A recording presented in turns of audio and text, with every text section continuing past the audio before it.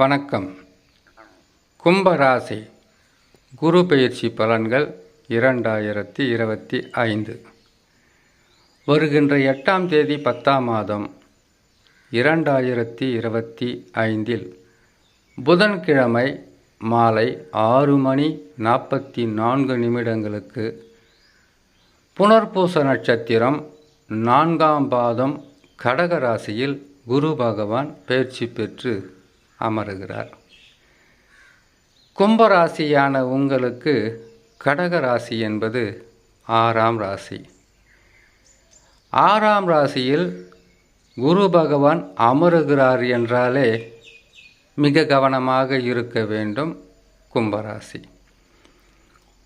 7.5 சனியில் பல வகையான கஷ்டங்களை அனுபவித்து கொண்டிருக்கின்ற கும்பராசி, தொடர் துன்பங்களை அள்ளி கொடுத்து வந்த ராகு கேதுக்கள், ஏதோ பேருக்கு ஒரு 4-5 மாதம் நன்மைகளை செய்து வந்த குரு பகவான். கும்பராசிக்காரர்கள் குழப்பமில்லாமல் பல வகையான நற்காரியங்களை செய்து மனசுக்கு சந்தோஷத்தை அவர்களாகவே அதை அமைத்து கொள்கின்ற ஒரு ராசி. கும்பராசிக்காரங்க யாரையுமே மன கஷ்டப்படுற அளவுக்கு பேசுகிறதும் கிடையாது, மற்றவங்களை துன்புறுத்தி பார்ப்பவர்களும் கிடையாது. எதற்காக இவ்வளவு கஷ்டங்களாக இருந்தது என்றால், சனி பகவானை பற்றி நீங்கள் இதனால் வரையில் சரியாக தெரிந்து கொள்ளாமல் இருந்ததாக இருக்கலாம். 1. ராகு கேதுக்கள் எந்தெந்த பாவத்தில் அமரும்போது படுபாதகத்தை செய்வார் என்பதை தெரியாமல் இருந்திருக்கலாம். 2. குரு பகவான் உங்கள் ராசிக்கு யோக அதிபதியும் தனக்காரகனுமாக வருவார். அது என்ன யோக அதிபதி தனக்காரகன் கேட்டிங்கனாக்கா, உங்கள் ராசிக்கு 2ஆம் அதிபதி, மீன ராசியினுடைய அதிபதி குரு பகவான் ஆட்சி அமைப்பார். யோக அதிபதினாக்கா உங்கள் ராசிக்கு 11ஆம் ராசி தனுசு ராசி, குரு பகவானின் ராசி. யோக அதிபதியும் தனக்காரகனும் ஆன குரு பகவான் அவர் நல்ல இடங்களில் வரும்போதெல்லாம் திடீர் தனலாபம், தொழிலில் வளர்ச்சி, குடும்பத்தில் சந்தோஷம், பொருளாதாரத்தில் உயர்வு, செய்யும் தொழிலில் பல வகையிலும் நற்பலன்களை அள்ளித்தருவார். இதே குரு பகவான் தான் உங்கள் ராசிக்கு 6ஆம் ராசி என்று சொல்லக்கூடிய கடக ராசியில் உச்சம் பெறுவார். ஆட்சி பெற்று அமரும்போது நன்மைகளை செய்கின்ற குரு பகவான் உச்சம் பெற்று அமரும்போது பாதகத்தை செய்வதற்கு தயங்க மாட்டார். இதனால் வரைக்கும் 7.5 சனியாக இருக்கட்டும், ராகுகேது சரியில்லாமல் இருக்கட்டும், ஒரு 4-5 மாதமாக மன நிறைவு ஓரளவுக்கு கிடைத்ததற்கு காரணம் குரு பகவான் தான். இப்பொழுது அவர் 6ஆம் இடத்தில் அமருவது நோய், கடன், பகை, எதிர்ப்பு. 6ஆம் இடம் என்பது பாவ கிரகங்களுக்கு, அதாவது சூரியன், செவ்வாய், சனி, ராகு கேது இவர்களுக்கு மிகவும் சிறப்பான இடம். இதே கிரகங்களுக்கு 11ஆம் இடமும் சிறப்பு தான். ஆனால் இப்போ உங்களுக்கு 7.5 சனி, அது குடும்ப சனியாக இருப்பது ஓரளவுக்கு நன்மைகளை தந்தாலும் பெரிய வெற்றின்னு சொல்லிவிட முடியாது. 7.5 சனி முழுசாக விலகினா தான். இப்போது நீங்கள் செய்ய வேண்டியது என்னவென்றால், 6ஆம் இடத்தில் வந்தால் பல வகையான அவஸ்தைகளை சந்தித்தே ஆக வேண்டும். இதில் ஒரு முக்கியமான நல்ல விஷயமும் இருக்குது. என்னன்னு கேட்டிங்கனாக்கா, 7.5 சனியில் ஜென்ம சனியை சந்திச்சிட்டிங்க. ஜென்ம சனி தான் மிகவும் கொடியது, கொடூரமானது.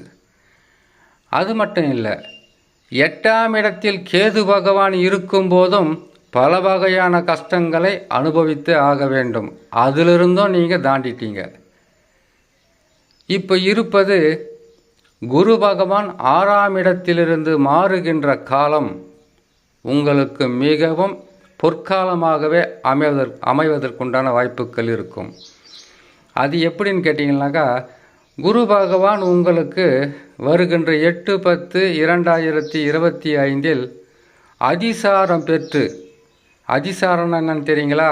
அதிவேகமாக தனது உச்ச வீட்டுக்கு செல்வது. இதுலேயாவது ஒரு வருஷம் இருப்பாரா? கட்டாயம் இருப்பார்.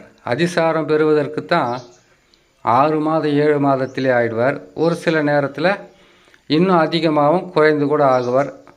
ஆனால் இப்பொழுது 1 வருடம் 6ஆம் இடத்தில் இருப்பார். ஆனால் ஒரு வருஷம் பூரா குரு பகவான் எப்பவுமே ஒரே ராசியில் இருந்து பலன்களை கொடுத்ததாக இதுவரையில் கிடையாது. ஒரு 4 மாதம் அதிகப்படியான நன்மைகளை கொடுப்பார், இல்லை 5 மாதம் கொடுப்பார். அதற்கு பிறகு வக்கரம் பெற்று விடுவார். வக்கரம் பெறும்போது நன்மைகள் நடக்கும். வக்கரம் என்றால் பின்னோக்கி செல்வது, அதிசாரம் என்றால் அதிவேகமாக முன்னோக்கி செல்வது.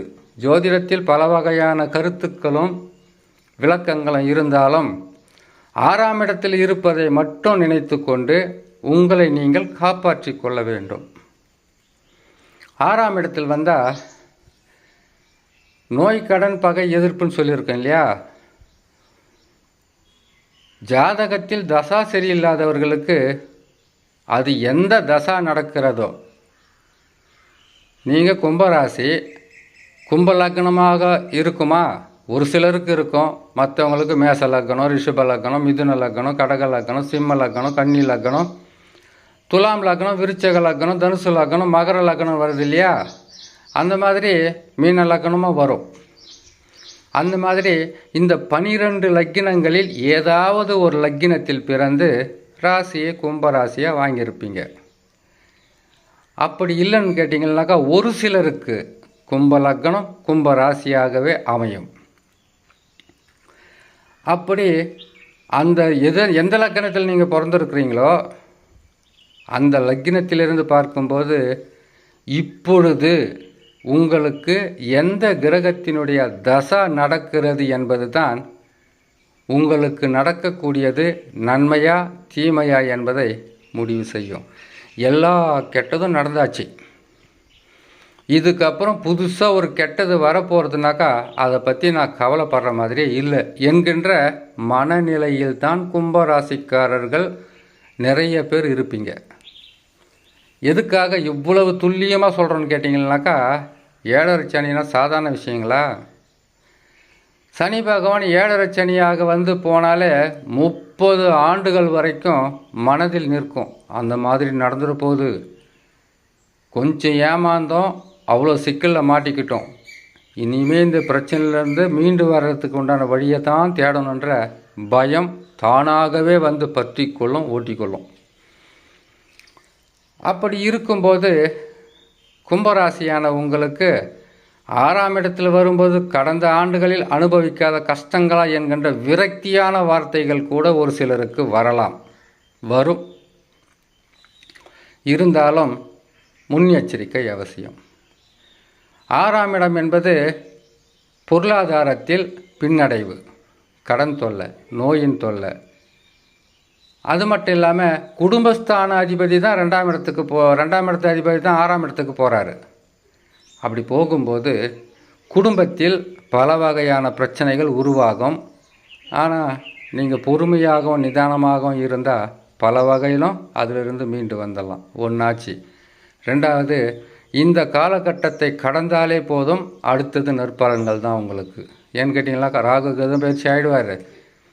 இந்த ஓராண்டுக்கு பிறகு குரு பகவானும் பயிற்சி பெற்றுவார். அதுக்கப்புறம் தொடர் நன்மைகளும் ஆண்டுதோறும் பெறலாம். ஒரு வருஷம் கெட்டதாக இருந்தாலும் மறு வருஷம் நன்மைகள் நடக்க ஆரம்பித்து விடும்.